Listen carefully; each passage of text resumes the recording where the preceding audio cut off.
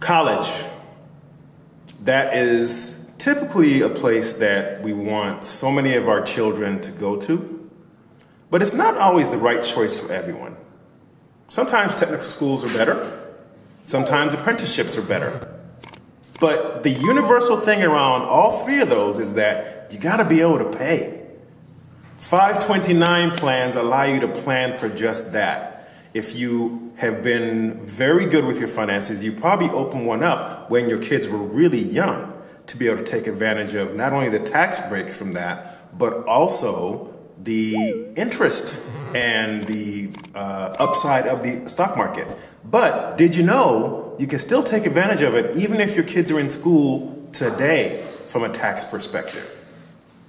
Okay, at the Financial Literacy for the Incomplete Parent Workshop, we work with you to make sure that you're at least considering that in how you plan for your kids going to college. Come and join us.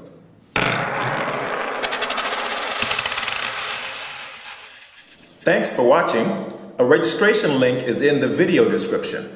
Don't forget to like, subscribe, follow us on social media, and share with a friend.